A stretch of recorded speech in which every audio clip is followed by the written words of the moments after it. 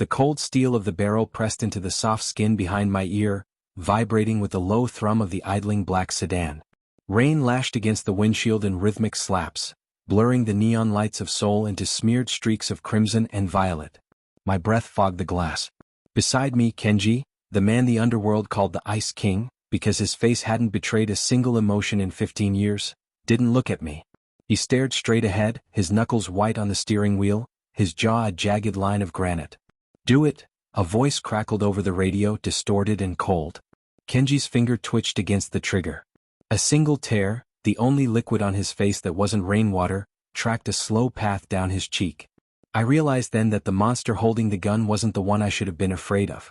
It was the man who had ordered him to cry. This moment was the result of a single month undercover. I had set out to document the habits of the men who rule the underworld, thinking I was chasing a puff piece for a true crime blog.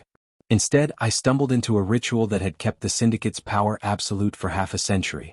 To understand why a man like Kenji was forced to weep before an execution, you have to understand the cost of a seat at that mahogany table.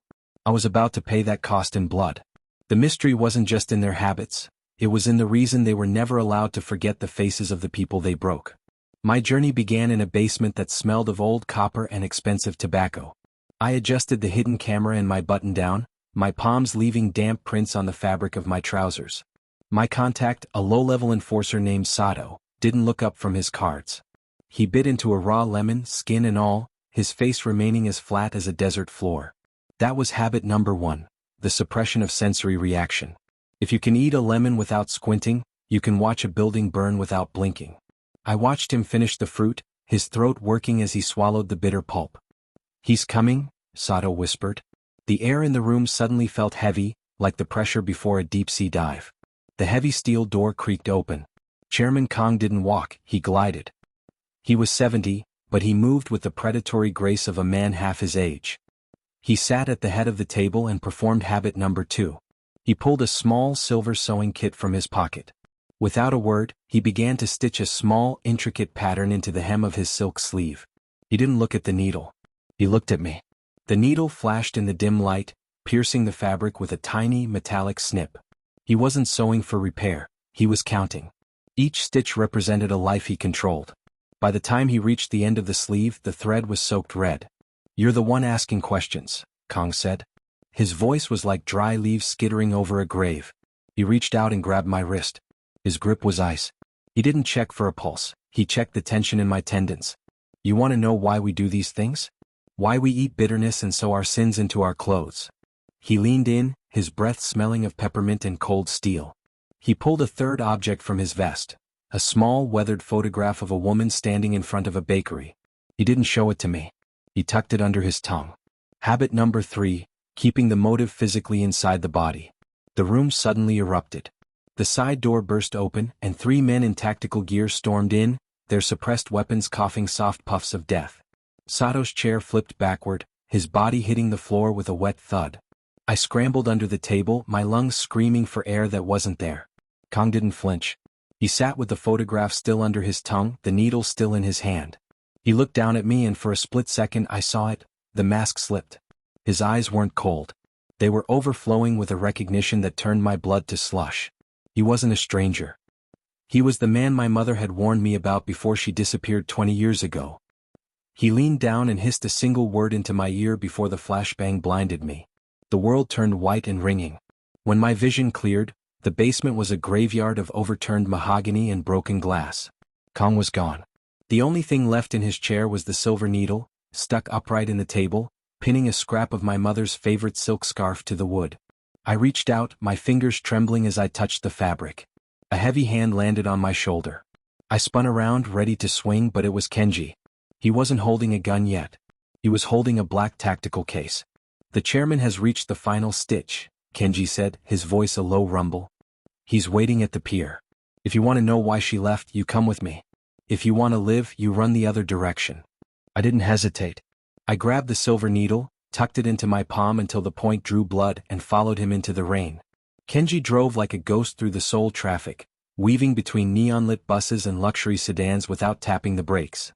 I opened the black case in my lap. Inside wasn't money or drugs.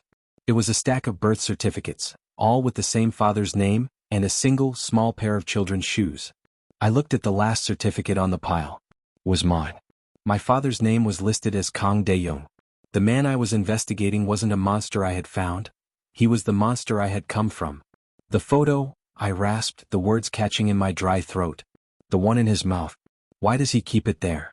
Kenji didn't look at me. He just gripped the wheel tighter. Because if he speaks the truth, the empire falls. The habits aren't just training.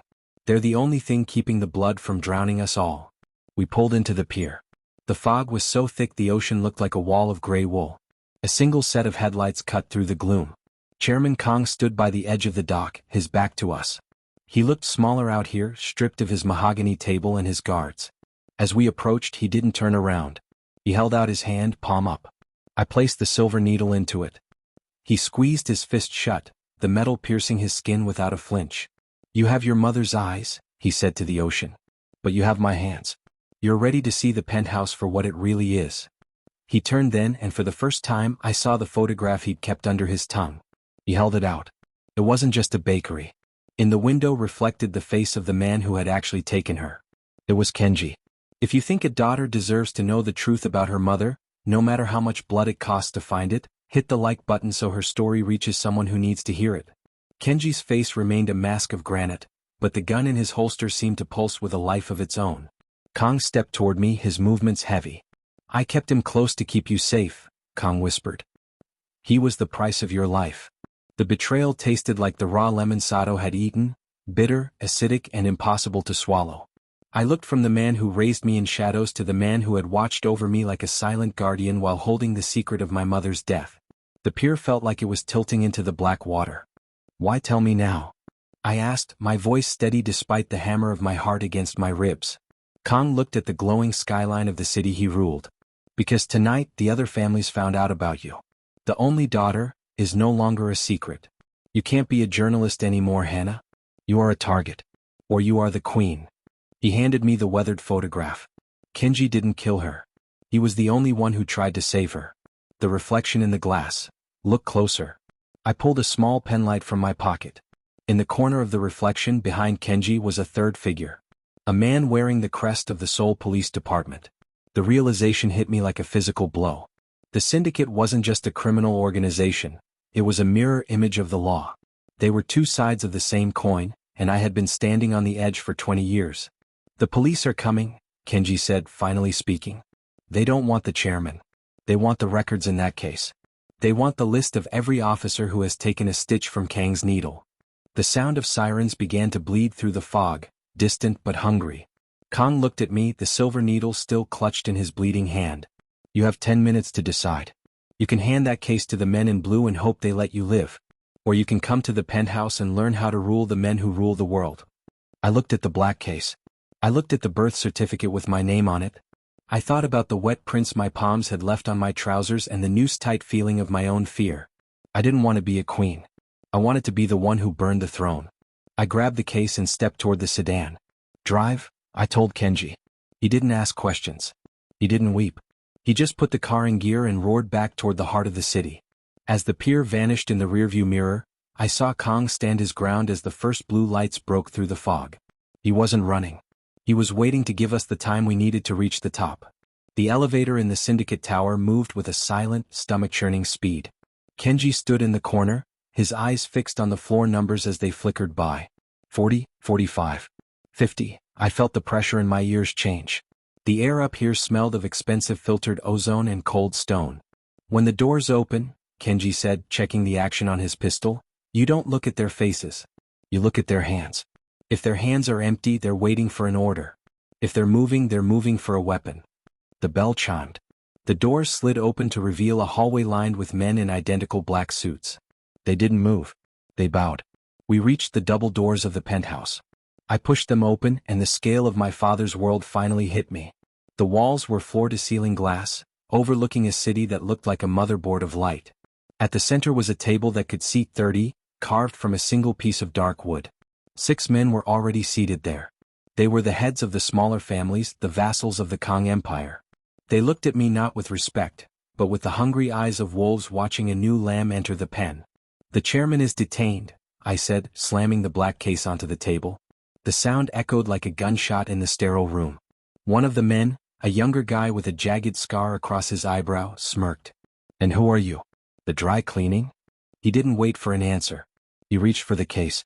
I didn't think. I didn't feel. I grabbed the silver needle I'd taken from the basement and drove it through the back of his hand, pinning it to the mahogany. He screamed, his face contorting, but I leaned in close, my breath hitting his ear just like Kang's had hit mine. "I'm the daughter who knows exactly how many stitches your life is worth," I whispered. I felt the eyes of every man in the room shift. The lamb was gone. Something else was standing in its place. If you believe the quietest person in the room is often the most dangerous, drop a like so the algorithm knows the story matters. The man with the scar whimpered, his blood blooming like a dark flower on the wood.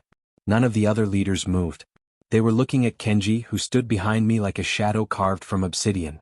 "The list is in this case," I said, my voice projecting to the corners of the massive room.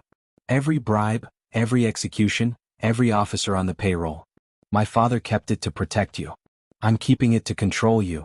I sat in the chairman's chair. It was too big for me, cold and smelling of old leather, but I didn't let my back touch the spine. I stayed forward, coiled like a spring. "You think you can just step in?" another leader asked, an older man with trembling hands who kept rubbing a jade ring. "You're a journalist. You're soft. You've never had to make the bitter choice." I reached into the case and pulled out the raw lemon I'd taken from the basement. I bit into it, the sour juice stinging the small cuts in my mouth from the flashbang. I didn't blink.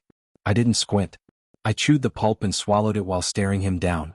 "I've been eating bitterness my whole life," I said. "I just didn't know the name for it until today."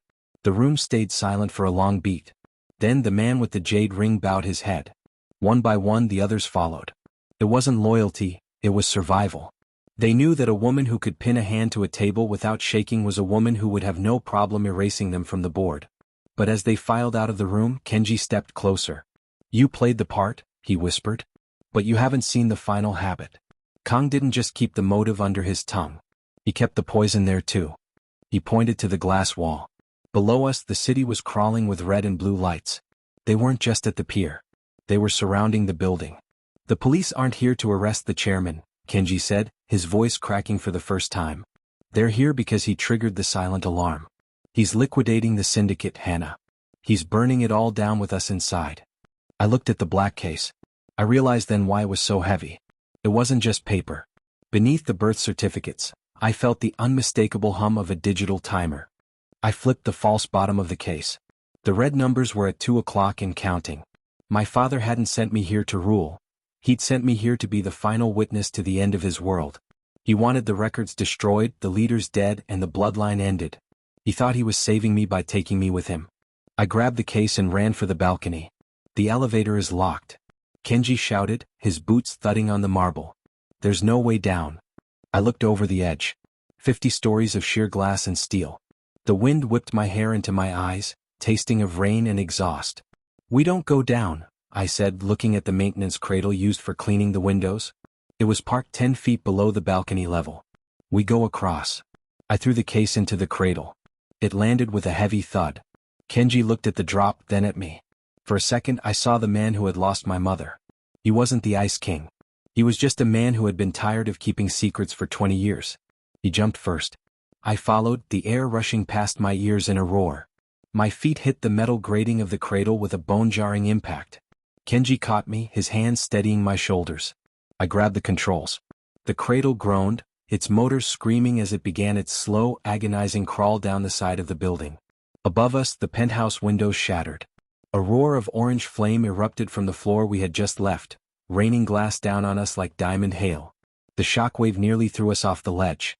I clung to the railing, watching the records of 1,000 crimes turn into ash in the night sky. We reached the 30th floor when the cradle stalled. We were dangling in the dark, halfway between the fire and the concrete. Kenji looked up at the inferno above. "He did it," he whispered. "He actually did it." I looked at the black case. It hadn't exploded. The timer had stopped at 0:01. I realized then it was a test. A final habit. Habit number 4, the false sacrifice. He wanted to see if I would run or if I would stay and try to lead a dying empire. I had chosen to run, and in doing so, I had chosen to live. If this story broke your heart the way it broke mine, leave a like so I know to tell more stories like this. We used the emergency manual crank to lower the cradle the rest of the way.